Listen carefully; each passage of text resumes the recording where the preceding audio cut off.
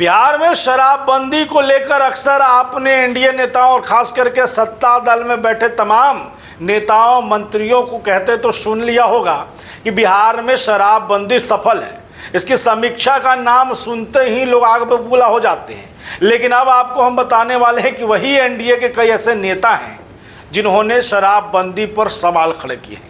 शराबबंदी की नीयत पर भले ही सवाल खड़े न किए हों, लेकिन शराबबंदी जिस तरीके से बिहार में लागू किया गया, जो कानून लाया गया और उसमें जिस तरीके से पूरा लूफॉल दिखा, कई एनडीए के नेताओं ने इसमें सरकार से कहीं न कहीं समीक्षा को लेकर के अनुरोध भी किया। वो कौन कौन लोग हैं आपको बताएं। आपको ये भी बता दें कि आज चिराग पासवान जो केंद्रीय मंत्री हैं, जो एनडीए में सबसे मजबूत गठबंधन के नेता के तौर पर कहे हैं, उन्होंने भी शराबबंदी को लेकर के बड़ा बयान दिया है। उन्होंने क्या कुछ कहा आपको सुनाएंगे। उससे पहले आप बुलेट न्यूज़ देख रहे हैं और मैं हूं आपके साथ राज पाठक। देखिए, शराबबंदी को लेकर के जीतन राम मांझी हो या फिर उपेंद्र कुशवाहा के पार्टी के कई विधायक, विपक्ष को छोड़ दीजिए, विपक्ष के तौर पर तेजस्वी यादव हों या पप्पू यादव हों, ये तमाम लोग जो है शराबबंदी को लेकर के सरकार को घिरते आए हैं। इसी सरकार में जब सम्राट चौधरी जो वर्तमान में बिहार के मुख्यमंत्री हैं, तब विपक्ष में रहा करते थे और उन्होंने शराबबंदी का पोल खोलते हुए कई बयान दिए थे, जिन्होंने कहा था कि 300 का शराब जो है वो 600 रुपये में मिल रहा है और होम डिलीवरी तक हो जा रहा है।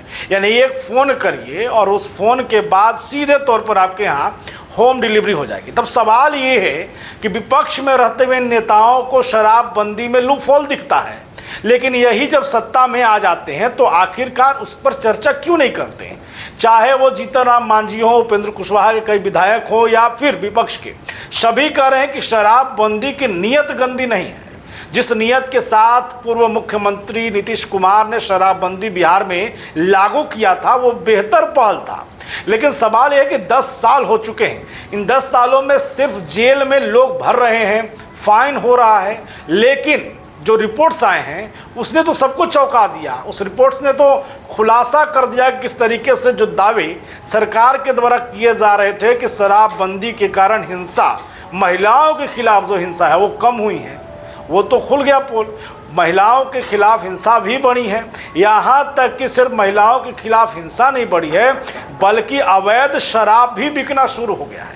अवैध शराब की तस्करी होने लगी। और इसी को लेकर के जब चिराग पासवान से इस चर्चा के बीच में सवाल किया गया तो उन्होंने भी कहा कि 10 साल हो चुके हैं और ज़रूरी है कि शराबबंदी की एक समीक्षा होनी चाहिए, क्योंकि जिस सोच के साथ शराबबंदी किया गया था वो शराबबंदी लगभग सफल नहीं हो पाया है। और यही कारण है कि अवैध शराब हो की तस्करी हो या फिर सूखा नशा की तस्करी हो या फिर कहें कि जिस तरीके की अपराध में वृद्धि है, ये तमाम चीज़ें ये दिखाता है कि शराबबंदी पर जो है एक समीक्षा तो होनी ही चाहिए।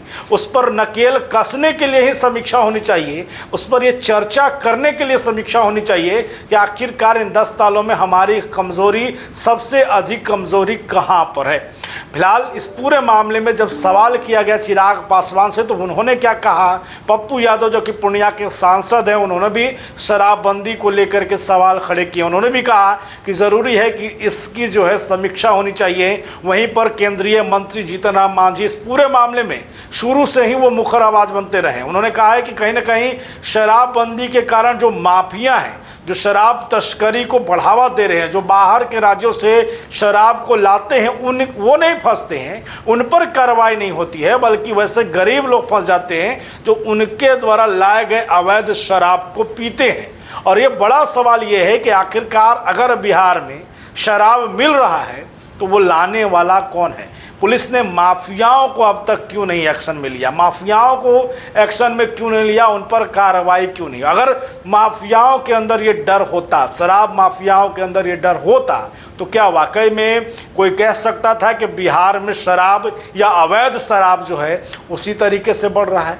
बिल्कुल नहीं। यहाँ साफ दिखता है कि अवैध शराब की बिक्री में बड़े माफियाओं का हाथ है। प्रशासन ने कार्रवाई करने में कहीं ना कहीं चूक कर दिया। वैसे में जब चिराग पासवान जो कि खुद एनडीए के घटक दल में हैं, शामिल हैं, और उनका बोलना बड़ा मायने रखता है, और उन्होंने जब इस पर कहा है कि इसकी एक समीक्षा होनी चाहिए, क्योंकि जो 10 सालों की एक सोच थी, उन 10 सालों के बीच में ये दिख रहा है कि कहीं ना कहीं ये विफल हुआ है। चिराग पासवान का बयान आपको सुनाते हैं। अब हमारे साथ लगातार जुड़े रहें, देखते रहें बुलेट न्यूज़ टीवी। शराबबंदी की समीक्षा